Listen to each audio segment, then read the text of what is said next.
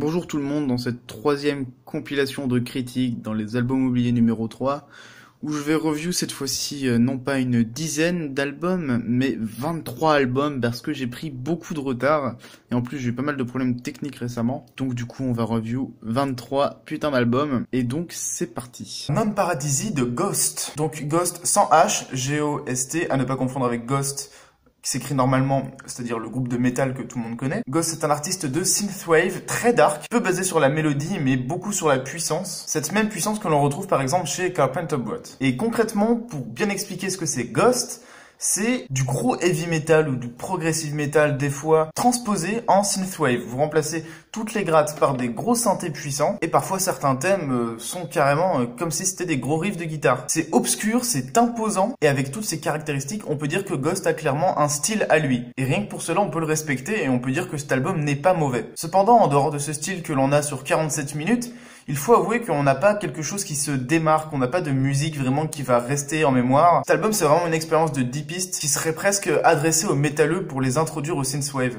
Bien que j'ai l'impression que les deux univers, le synthwave et le metal, soient assez liés au niveau de leur fanbase. Clairement, c'est du synthwave assez agressif. Si vous cherchez plus du synthwave qui est influencé par le vaporwave ou des thèmes qui sont vraiment épiques, thématiques, etc., c'est pas forcément un album fait pour vous. Donc je pense que voilà, vous avez compris, vous savez ce que vous allez trouver dans cet album. Ça vous plaît ou ça ne vous plaît pas. Dans tous les cas, c'est assez intéressant. Alors ce que je pourrais donner comme conseil éventuellement à Ghost, ça s'adresse plus à vous qu'à lui en tout cas, mais ce que j'aimerais beaucoup voir du coup, c'est quitte à faire du metal transposé en synthwave en allant dans l'agressif, pour que ça soit vraiment quelque chose qui soit vachement mieux écouté, ce serait d'aller encore plus loin dans ce projet.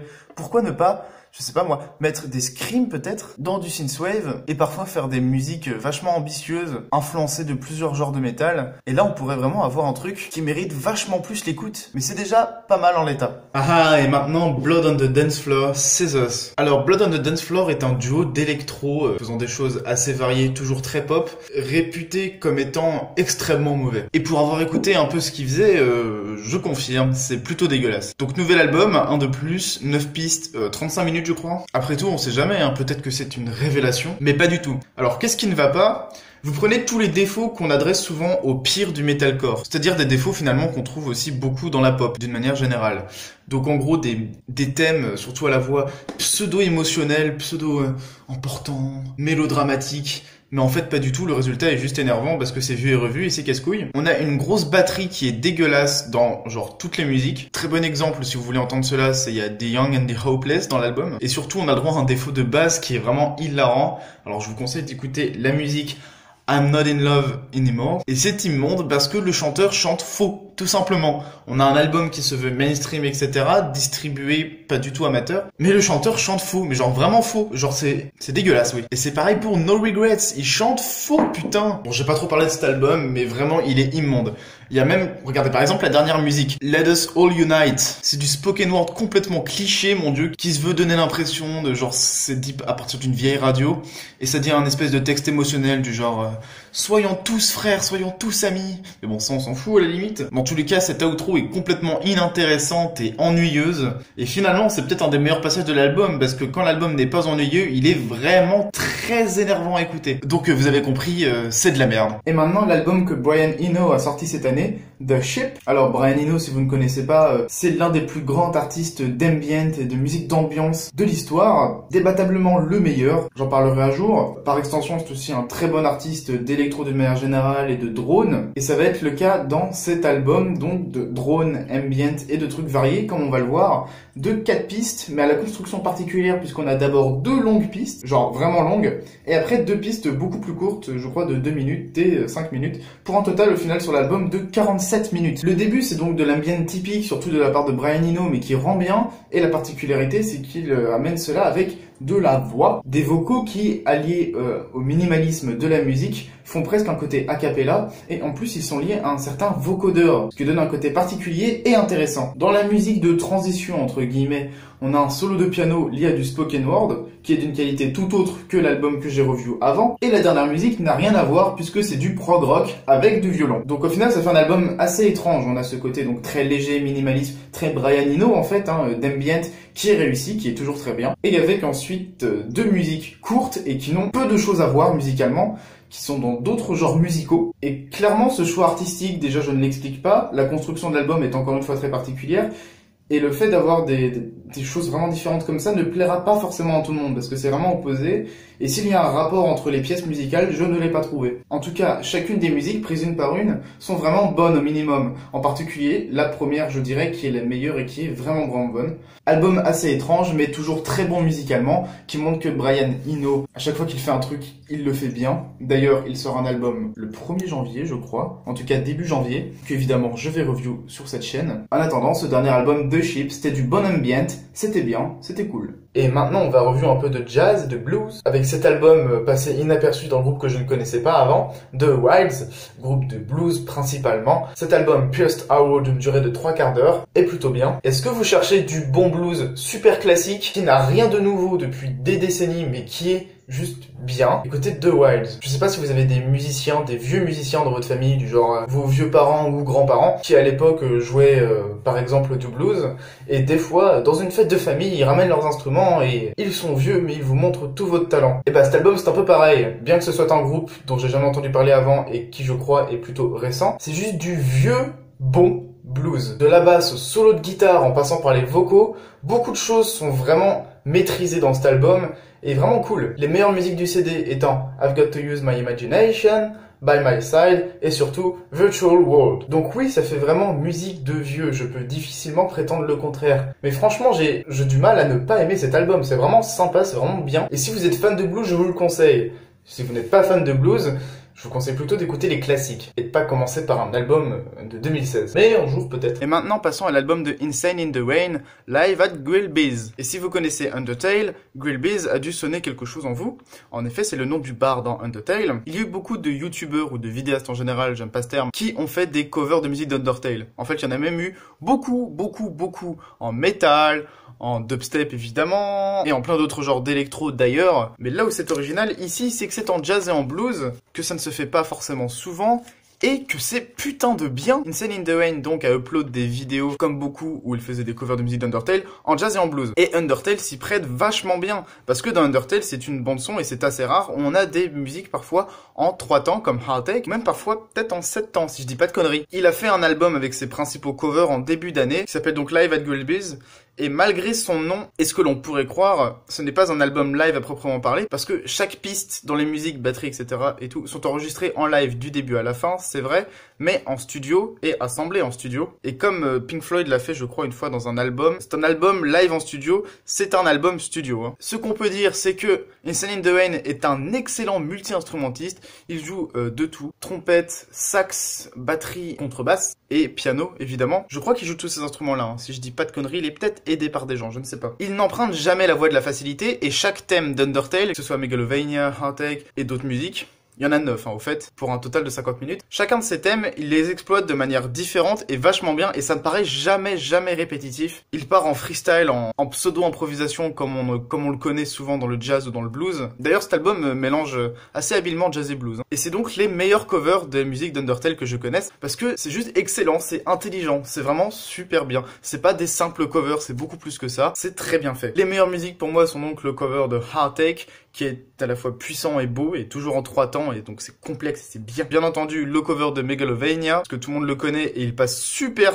bien en musique de fond. Mais il y a aussi It's Raining Somewhere Else et Another Medium, qui sont de très belles musiques aussi. Meilleur album de blues et de jazz de l'année que j'ai entendu, et je le dis honnêtement, et c'est pas parce que c'est lié à Undertale. Bon ok, peut-être un peu. Bon Iver, 22 A Million. Bon Iver est un groupe d'indie rock assez particulier, avec un style bien à eux. Tous leurs albums ont un très grand succès critique, mais je ne les ai découverts qu'avec ce dernier. Donc dans cet album court de 10 pistes pour seulement 34 minutes. Leur style donc c'est du folk rock, donc quand je dis folk ici c'est dans le sens pas celtique mais folk rock à l'américaine, et rajoute plein d'éléments de musique électronique minimaliste, comme des effets lo-fi, donc vous savez des effets pour donner comme si la musique était faussement de mauvaise qualité, mais aussi un peu de glitch, et du glitch en particulier sur des instruments acoustiques, et cette fusion est plutôt bien faite. Et donc cet album globalement c'est une suite de courtes musiques, très souvent entre 2 et 3 minutes, qui sont plutôt très attachantes, qui nous donnent déjà envie de chanter, mais qui en plus sont, je sais pas, elles ont quelque chose qui fait qu'on s'y attache vraiment. C'est assez chaleureux et en même temps c'est intelligent pour toutes les raisons que j'ai citées précédemment. Donc c'est un album qui va vraiment résonner de manière très différente en fonction des gens. C'est pour moi le meilleur album d'indie rock cette année si on ne compte pas Radiohead comme étant un groupe d'indie rock, et je vous conseille fortement l'écoute. C'est particulier, c'est attachant et c'est bien. Et maintenant, Merzbow et Sun Ra, Strange City. Quand on vous dit normalement un album de Merzbow et Sun Ra, vous dites qu'il y a quand même du potentiel et que ça peut être une alchimie assez marrante et particulière quand même. Bon, je vais quand même les présenter. Merzbow, c'est l'artiste de noise le plus connu, tout simplement, avec son album Pulse Demon, entre autres, qui est vraiment excellent. C'est du gros noise, c'est extrêmement agressif, c'est extrêmement controverse. J'adore, perso. On aime ou on n'aime pas. Très clairement, c'est pas forcément à mettre dans tous les casques. Et Sun Ra, juste un personnage très atypique, qui a fait une espèce de religion à lui tout seul. Enfin, vous vous renseignez, il y a plein de trucs à voir sur Sun Ra et c'est vraiment super. C'est un peu marrant déjà. Et en dehors de ça, Sun Ra, c'est du free jazz, jazz fusion, jazz très expérimental. C'est vraiment, encore une fois, pas à mettre dans tous les casques. Ça part un peu en couille, c'est très particulier et c'est bien. Les deux étant donc des personnages atypiques et faisant de la musique très particulière, quand on vous dit un album des deux, c'est marrant, c'est vraiment marrant. Donc on a un album concrètement où vous mélangez du noise, mais genre du gros noise, du harsh noise, du noise wall, du j'exagère mais en gros c'est ça, avec du free jazz. Comment tu peux faire plus underground que ça? Sur 2 pistes pour un total de 1h06. Donc le noise est toujours du noise à la Merzbow, c'est-à-dire c'est toujours appréciable, ça a légèrement vieilli, mais c'est toujours violent, puissant, en pleine détresse, en plein stress aussi, et c'est plutôt cool. Et par-dessus ça, on a donc des sons très expérimentaux qui viennent sûrement de Sun Ra, des semblants de batterie, de rythme. Il n'y a pas vraiment de rythme dans l'album, mais des semblants de sons rythmiques avec des instruments très très aigus. Je sais pas comment c'est produit, mais c'est de la musique bruitiste. Donc on a des sons très très aigus, particuliers, qui font des espèces de pseudo-thèmes. Et franchement, c'est particulier. Il y a des moments, c'est marrant. Il y a des moments, c'est assez stylé, enfin c'est assez hypnotisant, on va dire, le mélange de tout cela. Dans tous les cas, c'est très particulier, c'est très intéressant, je trouve. Peut-être que par rapport à la collaboration que c'est, parce que c'est quand même 2 très grands artistes, on aurait pu espérer quelque chose qui est plus que simplement une fusion de ce qu'ils font chacun. Vous voyez ce que je veux dire? Parce qu'en gros, on a Merzbow qui fait du noise, on a Sun Ra qui fait du jazz bruitiste expérimental, et on a mélangé les deux très clairement. En fait, cet album, c'est exactement ce à quoi on pouvait s'attendre quand on voit les artistes qui l'ont fait. Vous comprenez? C'est pas forcément révolutionnaire quand on connaît chacun des artistes. Par contre, encore une fois, c'est violent, c'est puissant, c'est intéressant, c'est n'importe quoi, c'est complètement n'importe quoi. C'est débile, c'est génial, et oui, ces mots sont compatibles. Ce que je vous conseille, c'est d'écouter Pulse Demon de Merzbow, album génial, et d'écouter un album de Sun Ra. J'en ai pas de particulier à vous conseiller, parce que moi j'ai surtout écouté des musiques en fait, plutôt que des albums de Sun Ra. Et si vous aimez chacun des deux, qui serait déjà jackpot, vous pouvez écouter cet album, que vous allez sûrement du coup apprécier d'une certaine manière. Et voilà, c'est vraiment pas accessible, il y a peu de gens parmi ceux qui vont regarder cette vidéo qui vont l'aimer, mais c'est plutôt bien, moi je trouve ça bien. Sans que ce soit, encore une fois, extraordinaire. Et maintenant, passons à Isla de Kevin Gates. C'est le premier album de ce nouveau rappeur de trap. Et donc, concrètement, écoutez Two Phones. Parce que vous avez pas besoin d'écouter l'album, en fait. Le reste étant un peu chiant, en gros, c'est juste un rappeur de plus qui rappe par-dessus du trap. En revanche, Two Phones est un single qui est vraiment bien, entraînant et cool. Donc, à vous de voir. Moi, je vous conseille d'écouter Two Phones et le reste, vous pouvez l'oublier. The Games 1992. Album qui, manifestement, veut jouer dans l'old school, le hip-hop très old school. Ça se voit avec son titre. Et franchement, faire un album qui se veut faire comme s'il était sorti dans les années 90, c'est cool dans le concept, tant qu'on tombe pas dans du vu et revu. Et je pense que c'est un pari à moitié réussi. J'aime bien la plupart des instrus old school, etc. Il y en a certaines qui sont pas très originales, mais franchement, il y a des musiques dont l'instru est plutôt cool, comme la première piste, par exemple. Cependant, je pose une simple question. Si l'album a dans son concept le fait de vouloir revenir dans les années 90, comme tout l'indique, pourquoi on a du trap ?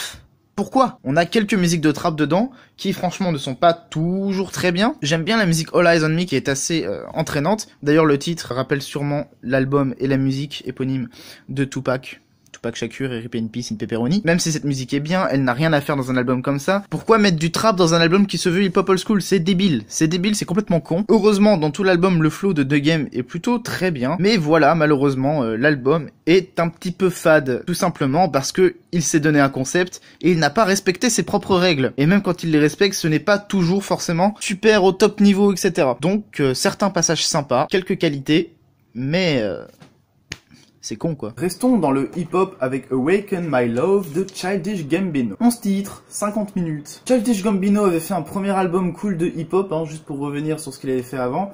C'est un album bien, qui s'appelait Because the Internet, que beaucoup de gens connaissent, et qui est assez alternatif et assez sympa. Il y avait pas mal de bonnes idées, et sa construction était assez intéressante. Mais ici, dans cet album Awaken My Love, réveille-toi mon amour, on a un album complètement différent parce que c'est complètement du funk. Il y a très peu de choses de son premier album qui reviennent ici, mis à part sa voix. Donc on a quand même des influences multiples, même si on est sur du gros funk, du funk un peu fusion comme on dit, avec parfois des vocodeurs, une touche expérimentale et une construction de musique influencée du psychédélique rock. Les vocaux d'ailleurs, eh bien je les trouve très bons la plupart du temps parce que je faut avouer que je trouve qu'il a des vrais talents de chanteur, Childish Gambino. Les vocodeurs la majorité du temps dans l'album rendent plutôt bien, ils donnent des touches assez modernes à l'album. Du coup en général les vocaux sont vraiment bien, sauf dans une musique, California, que je n'aime pas, juste à cause de ça, qui je trouve est complètement ruiné à cause de ses vocaux dégueulasses. Alors je pense que c'est un effet de style qu'il a essayé de donner un espèce de genre à la musique, mais c'est pas parce que il a voulu faire quelque chose de plus ou moins original avec les vocaux que c'est forcément réussi, parce que dans les faits je trouve ça vraiment dégueulasse, ça nique la musique, c'est moche, ça pue. Mais c'est juste une musique, hein. Et d'ailleurs c'est la seule musique que j'aime pas. La très grande majorité de l'album est vraiment bien, au minimum sympathique, au mieux très bien. En fait c'est assez simple, California est le syndrome de tout ce que je n'aime pas dans cet album, c'est-à-dire que on a un album très bien, grâce à toutes ses influences et à toute sa maîtrise, je veux dire, il y a des passages qui sont vraiment super bien, mais il y a quelques choix artistiques étranges, comme si Childish Gambino, déjà il a tenté de faire du funk et de mêler ça à plein de choses, et on peut déjà le saluer pour ça. Mais des fois il est allé un peu trop loin, j'ai l'impression.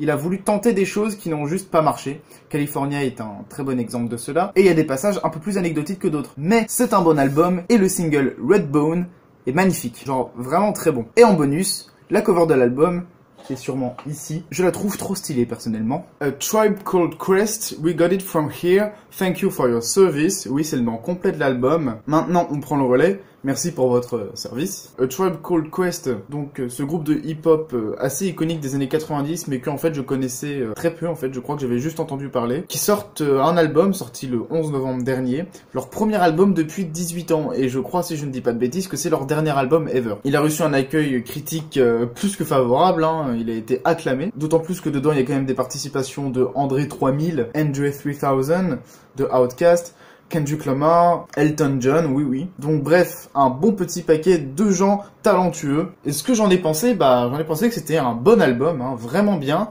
mais qui vaut pas non plus l'accueil critique énorme qu'il a eu, sous prétexte qu'il y a eu beaucoup de feats et que c'est un album, le premier album depuis 18 ans, et que c'est leur dernier, etc. Je pense qu'il y a eu beaucoup aussi d'exagération sur le fait de ce que l'album représente plus que pour ce qu'il est vraiment. Mais c'est vrai, hein, attendez, que c'est quand même du très bon hip-hop, bien funky, bien old school, etc.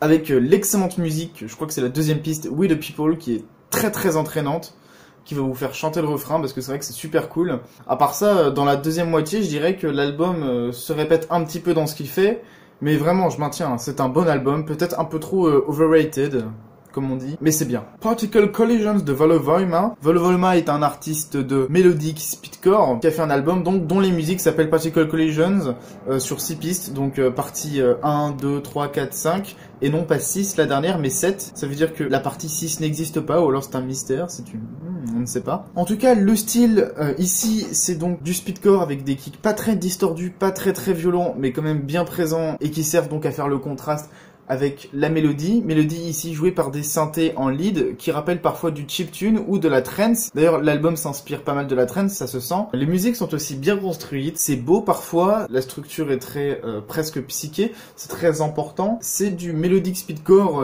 si j'ose dire, atmosphérique et pas du tout basé sur une epicness, un gros côté épique et violent et beau qu'on peut trouver chez Sunyosa ou Maidi par exemple. Non, ici c'est vraiment plus du melodic speedcore atmosphérique, c'est vraiment le terme qui me vient. Et c'est vraiment une bonne surprise. L'album est quasiment méconnu, vous pouvez le trouver sur Archive ou il est upload en entier sur YouTube. Voilà. Et maintenant, Volodia, un pied sur terre. Alors, je sais pas comment dire ça, Volodia, mais c'est pour moi du sous-Danakil, la très grande majorité du temps. Du reggae francophone, bon des fois c'est pas trop du Danakil parce que c'est à la limite du hip-hop, on va dire que c'est du Sudaman du coup. Vraiment globalement cet album est chiant, j'ai pas grand chose à dire dessus, c'est du reggae, tout ce qu'il y a de plus classique, avec pas d'idée particulière, pas d'inspiration particulière, je me suis un peu fait chier en l'écoutant. Contrairement au dernier album de Dubbing qui est assez sympa, intitulé So What, et alors, c'est vrai qu'on reste sur du dubbing très classique, hein, que ce soit dans le mélange des deux styles de vocaux, avec le vocal plus dancehall et le vocal en clean. Aussi, les influences du dub viennent surtout du fait qu'on rappe par-dessus du reggae, mais c'est quand même vachement acoustique. Sauf, c'est vrai, dans cette musique où il y a une wobble bass. D'ailleurs, je sais pas trop c'est quoi cette mode avec les wobble bass dans le reggae en ce moment. Danakil l'ont fait aussi, comme vous l'avez vu dans mes reviews. J'ai l'impression que la plupart des artistes de reggae francophones découvrent le dubstep 5 ans en retard, mais bon... Pourquoi pas, hein. À part ça, il y a surtout deux musiques que j'ai retenues, à savoir Don't Be a Victim avec Naman, qui est plutôt sympa, et la musique qui suit d'ailleurs dans l'album, qui s'appelle Maché Bessif. Alors je suis désolé, je prononce sûrement ça comme une grosse merde, parce que c'est du kabyle, la langue de la musique est du kabyle. C'est vrai que c'est des sonorités complètement différentes du français, et je dois avouer que ça apporte une véritable richesse, et du coup une musique particulière dans l'album, et c'est plutôt le bienvenu. Ça c'est sympa, donc c'est les deux musiques que j'ai retenues. Donc l'album de dubbing, je le recommande surtout pour les fans de reggae ou de dub en général. En dehors de ça, c'est un album assez sympa. Et maintenant, Taiwan MC, un autre album assez sympa, artiste qui est chez le label de Chinese Man, qui fait un peu dans tous les sous-genres du reggae. Dans son album, on a du dancehall, pas mal, du dub et même un peu de hip-hop. Alors la musique la plus connue, elle m'avait plutôt refroidi, hein. Catalina, qui est du dancehall que je trouve très moyen, à la limite du moyen mauvais même. En revanche, des musiques comme Fayakian Dawn sont vraiment très cool, vachement entraînantes, parce que le flow dedans est super cool, parce que oui, c'est vachement rappé quand même dedans. L'accent jamaïcain fait bien plaisir. Les instrus sont stylés, la basse, la sub-bass est bien. Donc c'est un album qui clairement a des tâches, mais qui mérite un peu plus de popularité que ça, parce qu'il est quand même pas connu, parce qu'on a quand même du potentiel. Taiwan MC montre qu'il peut faire des bonnes choses comme des choses moins bonnes. Donc si vous êtes dans cet univers-là, je vous invite à au moins aller découvrir l'artiste. Un autre album où on a des bonnes sub-bass, c'est l'album de Manu Digital, malgré son nom que je trouve plutôt marrant. Il a fait un album Digital Pixel. Donc Manu Digital, c'est un artiste que j'ai découvert au Reggae Senska cette année. Alors là, c'est du dub typique. Pas dans la mouvance psyché par contre, hein. Ça va pas être du dub psyché avec des musiques qui vont durer 7 minutes. Non, non, là c'est du dub typique mais très accessible. Un peu comme ce que fait Brahim, mais pas dans le même style non plus. D'ailleurs, Brahim c'est francophone et ici, les vocaux viennent de featuring qui sont pour la quasi-totalité anglophone, sauf la dernière musique qui est un remix de Mali de Danakil d'ailleurs. Et donc, dans cet album de Manu Digital, on a vraiment des bonnes surprises, des musiques qui sont très classiques et qui vont pas vous faire grand chose, sauf si elles passent dans un mix, on va dire, avec d'autres musiques de dub. Mais on a certaines musiques, par contre, qui sont vraiment au-dessus de ça et qui sont très très sympas. En particulier, ma préférée personnelle de l'album, c'est Politics Men, que j'aime beaucoup. Bonne musique, bien entraînante, bien stylée, mais la première musique aussi est cool, hein. Bon voilà, vous savez à quoi vous attendre dans cet album, c'est du dub, c'est entraînant. C'est sympa. Sad, Verdaillon, Sad avec 3A. Alors, Sad est un duo de drone ambient, et c'est pas le genre de drone qui va faire la même chose pendant beaucoup trop de minutes. Chaque musique, qui sont parfois longues dans les 7 minutes, mais pas souvent, en fait, il y en a quelques-unes dans l'album comme ça. La moyenne, ça doit être autour de 4-5, parce qu'il y a aussi des courtes musiques. Donc, chaque musique a un son, une atmosphère différente, et ça, c'est pas un truc qu'on trouve chez tous les artistes de drone ou d'ambient. Donc, c'est cool. En plus de cela, la construction de l'album est sympa. On alterne des pièces petites et longues. L'album, dans sa totalité, est intéressant, et il a plus d'intérêt quand il est écouté du début à la fin, comme ça, comme un album, quoi. Et ça, c'est bien. Donc, concrètement, c'est un album que je recommande à ceux qui sont fans de drone et d'ambient, parce que c'est une bonne addition à votre playlist. C'est pas révolutionnaire en soi, mais c'est cool de voir qu'il y a des artistes qui savent encore faire des bons trucs, des bonnes pièces d'ambient, sans faire la même chose pendant 10 000 heures. Ce qui en soi peut être bien fait aussi, hein, ne déformez pas ce que je dis. DJ Pone, Radiant. Radiant, le début album de DJ Pone. DJ Pone, c'était un DJ en compétition, puis il a été dans Bird in Nam, puis il a fait pas mal de trucs quand même, hein. Et là, il sort son début album en solo. C'est un album un peu CV, comme Keiichi Onada. Et je vais faire beaucoup de comparaisons avec 99,99% de Keiichi Onada sorti cette année et que j'ai review. Même si c'est pas exactement un album de producteur, on peut trouver pas mal de points communs. Le plus grand étant que du coup l'album est un CV, qu'il essaie de montrer plein de trucs. C'est pour ça que dans l'album, on a beaucoup de types d'instrumentales différents, d'électro, donc trap, un peu plus IDM entre guillemets, house, vraiment pas mal de choses, et le tout supporté par des featuring très fréquents, des vocalistes qui apportent vraiment à la musique. Donc le plus souvent ce qu'on a avec les vocalistes, c'est du trap assez doux, assez prosaique, avec des voix féminines comme masculines. Et la plupart du temps, ça rend vraiment bien. C'est donc des featuring intelligents et pas inutiles comme pour Keiichiro. Évidemment, vu le milieu d'où vient DJ Pone, on est très influencé par le hip-hop. Donc du coup, on a des samplings de musique de hip-hop à plusieurs occasions et des BPM parfois correspondants, même des batteries correspondantes. De toute façon, le trap déjà en lui-même vient de cela. Et ça aussi, c'est un aspect qui est bien. Donc on a un album qui est riche et varié. Et encore une fois, je peux donner un défaut qui est le même défaut que pour Keiichiro, c'est-à-dire que l'album est parfois un petit peu trop, veut un peu trop montrer sa polyvalence. Mais franchement, c'est un défaut que l'on oublie vite parce que l'album a beaucoup de qualité. J'arrive pas à me décider à savoir quel est le meilleur album entre celui-là et celui de Keiichiro. Ma musique préférée de cet album est en Physical Element, car elle a un thème très joli, basé sur un son de Deep House, mais utilisé de manière différente, plutôt basé sur de la Deep House des années 80, et avec un thème bien classe, que j'aime beaucoup. Donc au final, c'est un album que je pense être très légèrement meilleur que Keiichiro, même si c'est vraiment difficile de les départager, parce qu'il a peut-être un peu plus de musique mémorable, et il est peut-être un peu moins pour tout, entre guillemets. C'est un album que je vous conseille, et si vous voulez en savoir plus à son sujet, DJ Pone a fait une interview très récemment chez Mademoiselle, qui est sympa. Donc voilà. Mr Oiseau avec son dernier album All Wet. Alors Mr Oiseau, c'est l'alias de Quentin Dupieux. Quentin Dupieux, c'est quelqu'un dont vous avez peut-être entendu parler. Il a fait des films absurdes qui sont d'ailleurs hilarants, hein, j'adore ce qu'il fait. Et il reste dans son domaine de l'absurde quand il fait de la musique, dans le domaine de la house, parce qu'il fait des musiques qui sont répétitives, influencées de la French Touch, qui ont un effet un peu très comique. Il utilise des sons qui sont marrants depuis la fin des années 90, avec Fresh Beach, je crois que c'était Flat Beach. Enfin bref, c'était marrant. D'ailleurs, il y avait une wobble bass, alors que c'était en 1999, donc c'était assez novateur. Il a fait pas mal d'albums, il continue à en faire, il en a fait dans les années 2010, qui sont plus ou moins bons. En fait, là où ça a de l'intérêt, c'est quand il garde son style absurde, où c'est vraiment des samples qui sont presque marrants à écouter, et par-dessus tu danses parce que ça reste de la house et que c'est banging, quoi. Dans All Wet, je pense que le pari n'est pas réussi. Dans All Wet, et je trouve que c'est un comble pour quelqu'un comme Quentin Dupieux, mais il tombe dans le commercial. Oui, vraiment, lui, il tombe dans le commercial, parce qu'il fait des feats avec des grands artistes, parce qu'il y a quand même Skrillex et Boys Noise, c'est pas n'importe qui, mais au final, le résultat avec la musique, bon, Boys Noise, j'avoue encore ça va, mais la plupart du temps avec les featuring, c'est chiant, c'est inintéressant, et on dirait des espèces de collaborations forcées pour au final faire une musique. Si on m'avait dit que ça avait été un artiste lambda, je l'aurais cru, quoi. Rien de spécial dans les featuring. D'ailleurs, il y en a un qui est carrément mauvais, c'est le feat avec Charlie XCX, qui est complètement nul, aucun intérêt. Et il y a finalement que très peu de musique qui garde un style de Mr Oiseau. Je les ai notés, il y a quand même Chase et Oiseau qui sont dans un style absurde, marrante, qui sont pas non plus les meilleurs de ce qu'il a fait dans ce style-là, mais je vous conseille d'écouter celle-là si vous écoutez l'album en priorité, parce que c'est ça qui représente le plus Mr Oiseau. Mais je vous conseille surtout d'aller écouter ses musiques les plus connues d'une manière générale pour mieux découvrir le personnage et de regarder ses films aussi. Parce que là, pour le coup, dans All Wet, c'est une très claire déception et un album... Voilà. Antiseptique Chaotech, ou antiseptique, je sais pas comment on prononce. En tout cas, c'est l'un de mes artistes de Frenchcore préférés, si ce n'est mon artiste de Frenchcore préféré. Il avait annoncé, il y a beaucoup de temps maintenant, son album E-Beat, E-Beat. Ce qui m'avait plutôt hypé, alors que normalement, j'aurais été hypé quand même, mais pas autant que là, c'est que, en fait, il avait fait une musique expérimentale assez particulière, un peu presque space opéra, il y a quelques temps, et je me suis dit du coup, il essaie de faire de l'expérimental, ça peut donner quelque chose de sympa si en plus il garde des influences de la scène hardcore d'où il vient. Et c'est exactement ce qu'il a fait dans cet album E-Beat, donc je suis content.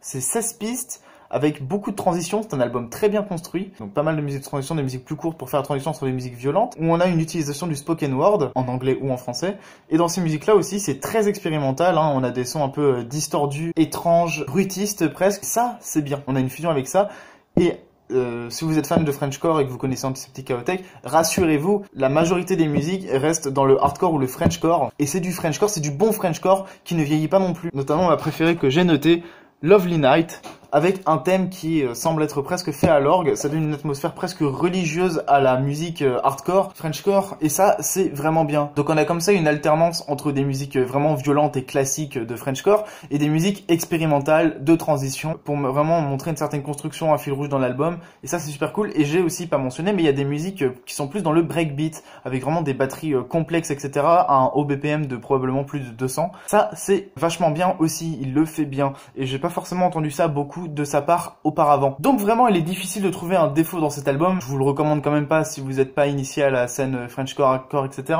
Mais si jamais c'est le cas, si jamais vous aimez le Frenchcore, vous devez écouter cet album parce que vous allez vraiment aimer. Même la musique expérimentale, ça peut suffire à pouvoir apprécier cet album. Donc bien joué, j'attends la suite de ce qu'il fait et voilà, c'était bien. Et maintenant, le seul EP que je vais review dans cette liste, Basecamp, avec son EP InStone EP. C'est un EP sorti chez House donc un label absolument excellent de musique électro indépendante. C'est un nouvel artiste qui sort de nulle part, j'ai juste connu grâce au label. Et c'est donc 6 musiques, je crois, d'une très grande qualité. À la base, j'avais beaucoup trop de choses dont je voulais parler dans cette liste. Je voulais un peu jeter les EP entre guillemets et parler en priorité de tous les albums. Mais je voulais vraiment parler de cet EP parce que j'aime vraiment énormément le contenu. On a 6 musiques d'une très grande qualité. Alors le style, c'est un peu un mélange de basse musique qui se fait beaucoup chez Housela et d'IDM, parce qu'on a des patterns de batterie qui sont vraiment super bons. Le son est excellent, c'est vraiment génial, j'adore, avec des vocaux donc qui doivent être de Basecamp lui-même parce que c'est les mêmes vocalistes à chaque fois, ou alors c'est un groupe. Mais il me semble que ça doit être un artiste qui fait tout. Et ouais, les vocaux sont vachement super bien mélangés avec la complexité très importante de l'instrumental des musiques. Et c'est grave vachement bien. Et j'ai même pas parlé des structures des musiques aussi, mais des fois il y a des choses inattendues qui ne se font pas beaucoup. Et vraiment, cet EP, c'est une très bonne surprise. Ma musique préférée étant peut-être la musique éponyme, mais il y en a beaucoup qui seraient concurrentes. Toutes les musiques sont vraiment très bonnes de toute façon. Mais la musique InStone, dans sa construction, en fait, un espèce de gros climax, une grosse progression extrêmement trop cool, trop stylé. D'ailleurs, j'ai pas l'habitude de parler des clips ni d'en regarder beaucoup en fait. Avec le clip de InStone, je dois avouer que ça rend vachement bien à regarder, c'est vachement cool. Enfin bref, c'est pas trop le sujet. Donc je vous conseille d'écouter cette musique. Si vous aimez cette musique, d'écouter l'EP qui est vraiment tout l'EP est dans la même qualité. Et surtout, c'est un nouvel artiste dont je vais attendre patiemment la bite à la main comme on dit en toute élégance. Peut-être le premier album ou en tout cas la suite de ce qu'il va faire parce que là c'est clair qu'il y a un sacré potentiel. Je pense que là on a vraiment quelqu'un de très talentueux et je vais vraiment guetter ses futures releases. Voilà. So Guardians. Alors plus tôt dans l'année, je reviewais un album de black metal qui était assez correct et je disais que globalement c'était une année assez pauvre dans le genre. Eh bien laissez-moi me corriger et revenir là-dessus car depuis peu il y a eu pas mal de bonnes releases de black metal. Je vais en parler que d'une seule aujourd'hui, celle que j'ai le plus appréciée. Donc Guardians de Saur, il s'agit de black metal atmosphérique comme on dit souvent, folk en plus. Donc il y a ce côté un peu indécis entre quelque chose qui fait un peu musique de chambre et quelque chose qui se veut puissant parce qu'on a une vraie puissance, mais paradoxalement ici la puissance ne vient pas des guitares électriques comme c'est souvent le cas dans le métal en général et le black metal, mais des instruments plus folk. Ce sont eux qui sont autant mis en avant que les guitares électriques, voire même plus dans le mastering des fois, et qui font vraiment des mouvements, des thèmes qui font dans la surenchère à chaque fois pour avoir vraiment des moments que je dirais plein de fraîcheur, le tout avec la vitesse et la violence un peu étrange du black metal. Donc les violons sont super cool, et les cordes en général, ça se trouve il y a autre chose que du violon, et le scream dans le fond qui contribue à l'atmosphère atmosphérique. Alors si on cherche un bémol, parfois les deux univers, c'est-à-dire le folk et le black metal, semblent mis ensemble un peu maladroitement, mais franchement ça va. L'album offre certains climax de beauté et de fraîcheur encore une fois, donc si vous êtes fan de black metal ou de folk metal, je vous conseille cet album, qui est pour moi le meilleur album de black metal sorti cette année.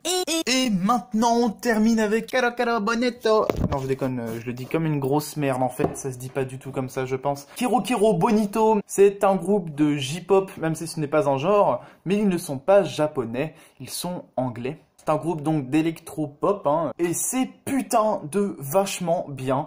J'ai découvert ça comme ça au pif, et j'ai tout de suite adoré. C'est leur dernier album, Bonito Generation. Donc il y a plusieurs choses à savoir sur leur style. Tout d'abord les vocaux, c'est peut-être le plus important. Alors c'est des vocaux féminins déjà, c'est une chanteuse et qui parle, en tout cas qui chante aussi bien japonais que anglais. Anglais avec un accent britannique d'ailleurs au passage.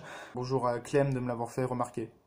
Fin de la parenthèse. Et du coup déjà ça donne une richesse culturelle et musicale vachement bien entre le japonais et l'anglais qui sont pas du tout des langues proches comme vous le savez et qui fonctionnent pas de la même manière musicalement non plus. Donc avoir tout ça dans des mêmes musiques, c'est vachement bien. Et en plus, c'est plus que ça. C'est pas juste un couplet anglais, un couplet japonais. Il y a peut-être une ou deux musiques comme ça, mais la majorité du temps, c'est ultra flexible. Dans une seule phrase, elle peut switcher entre un mot japonais, un mot anglais, etc. pour faire des phrases qui sont... on sait même pas trop si c'est de l'anglais ou japonais, c'est parfaitement entre les deux. On va avoir une moitié de phrase en japonais, une moitié de phrase en anglais, ou des fois juste juste un mot japonais dans une phrase anglaise ou l'inverse, qui rend la chose encore plus riche et intéressante à écouter. Et ça, c'est super bien, quoi. En plus, elle sait bien chanter et elle sait même un peu rapper. Et elle le fait de manière, on dirait presque souriante, vous savez, super joyeuse, super dynamique. Pour le coup, j'ai envie de dire kawaii. Et kawaii, c'est le mot qui va caractériser le plus cet album, parce que c'est pas juste sa voix c'est juste une synthèse du reste. Les instrumentales aussi, ils sont kawaii, parce qu'elles sont influencées par du chiptune, en particulier du chiptune de jeux vidéo, des samples assez variés, toujours plus ou moins mignons, des trucs un peu éparpillés. Il y a vraiment des choses très très variées dans cet album. Je vais faire un peu une liste après de mes musiques préférées dedans. Et donc ouais, c'est vraiment mignon, souriant, entraînant. C'est tout ce qu'on peut rechercher dans un bon album de pop. C'est génial. Si j'avais découvert cet album quand il est sorti, j'aurais fait une grosse review dessus. En attendant, je vous conseille...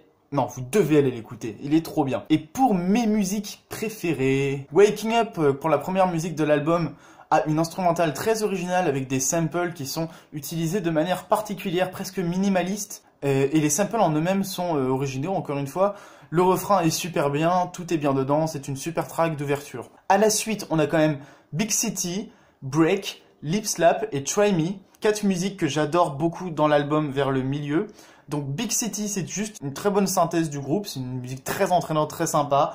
Break, c'est la musique peut-être la plus connue de l'album, je crois, en tout cas c'était le premier clip qui a été fait. Elle porte très bien son nom parce que c'est une musique très posée et qui va vous donner envie de la chanter, comme toutes les musiques de l'album vous me direz, mais c'est là de manière entraînante, en marchant comme ça dans la rue. Lip Slap, l'instru c'est de la Deep House. Et ça rend vachement bien parce qu'en plus c'est pas juste de la deep house, mais encore une fois c'est de la deep house dans leur style. C'est-à-dire que les sons que vous entendez, y compris les sons de deep house, sont assez mignons et marrants, presque comiques dans le bridge. Et par-dessus ça, la voix est géniale, juste trop bien. Et après on a Try Me. Alors juste le sujet est marrant parce qu'en gros elle chante en entretien d'embauche en gros. Et c'est peut-être un des refrains les plus mignons. Try Me. Try Me. Et ma musique préférée de l'album, c'est ma 10e sur 12 et elle est géniale. Je peux juste pas m'empêcher de danser et de la chanter en même temps. Bref, c'est Trampoline. C'est trop bien. Alors, allez l'écouter aussi. Donc vous aurez compris, Calo Calo Bonito. C'est génial, putain! Et c'est trop mignon! Et cette vidéo est probablement déjà beaucoup trop longue. Du coup, on va s'arrêter là.